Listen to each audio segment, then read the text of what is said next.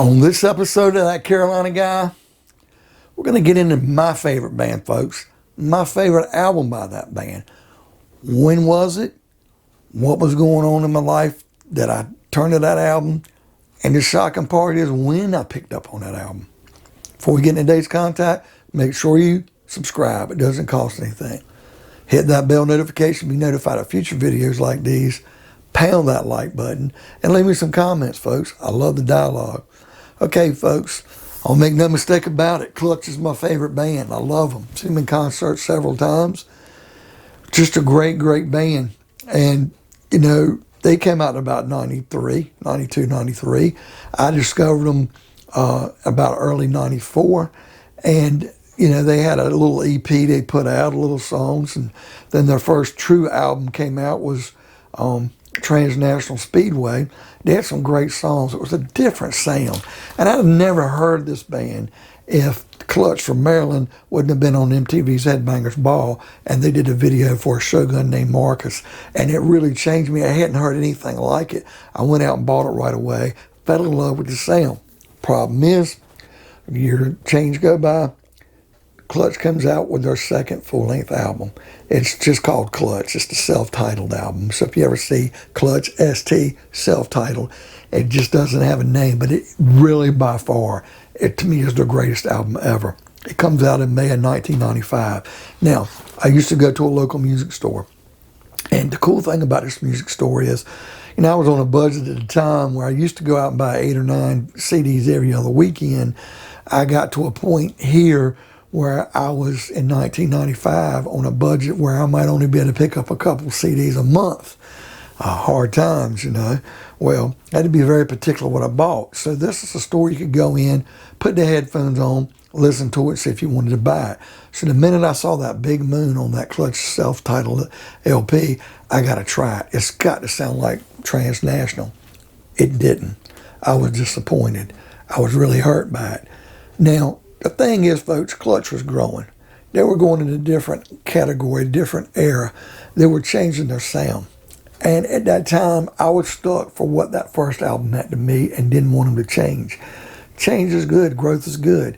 But sometimes I'm one of those guys, it takes a while for me to transform and bloom with that change. So I put it down disappointed, never to return to that album again for 5 or 6 years, folks, or more. It might have been more than that. Till one day I bought a CD where they did it at the 930 Club, a DVD, and they did every song from the self-titled album. I saw it live and I'm like, wow, maybe I need to go back and listen to that album again. So I bought it. On a whim, I went and bought the self-titled album. I was blown away.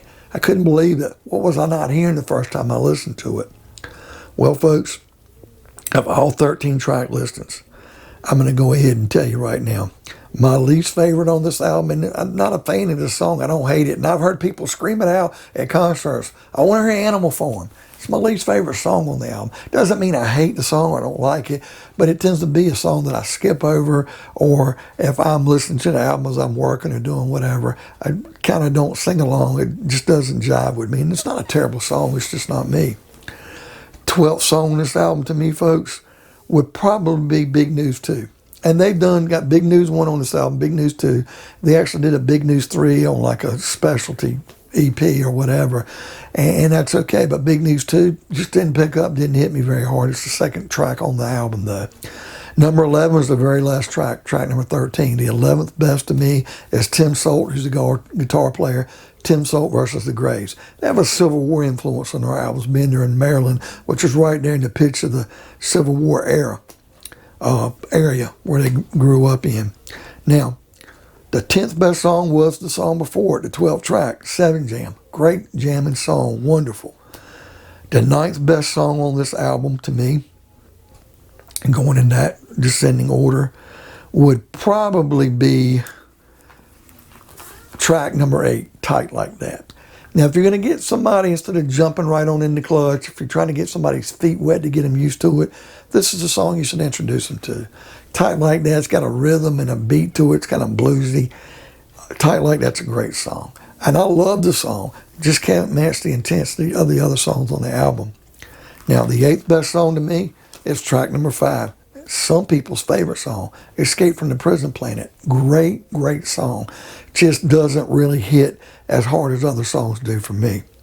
Song number 7, man, 10th track. I don't hear a lot of people talk about this song much. It's very underrated. Droid.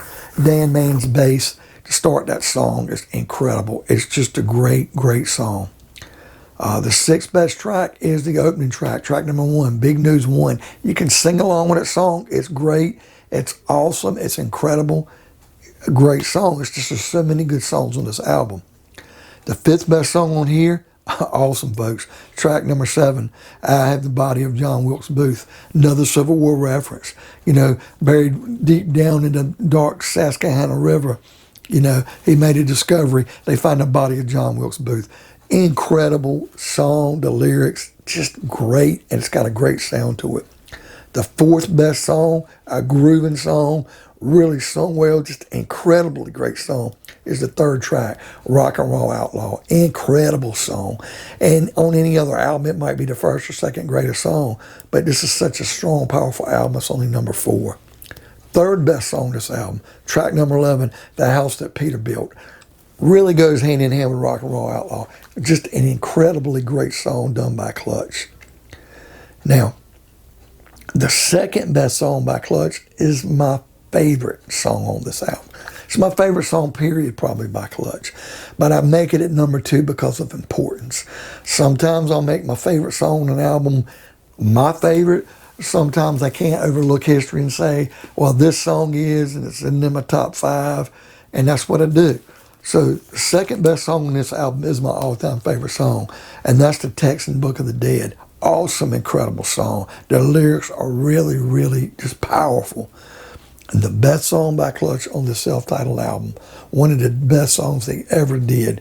And I've got the tattoo on my arm. I got a Clutch arm, about 6 tattoos, but I got the lyrics from it. It's called Space Grass. Jesus on the Dashboard.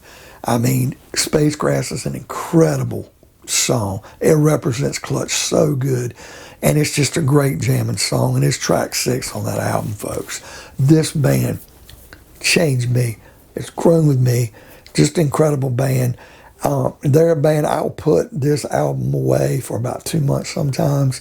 And it's kind of like if you've ever, I know some of you guys out there, you have sex every day or 3 times a week. But if you've ever been where you haven't had sex in a month, you know what it's like when it's been a while. It's incredible. So sometimes putting an album away is like not eating your favorite food, and then you go back and have it after a month.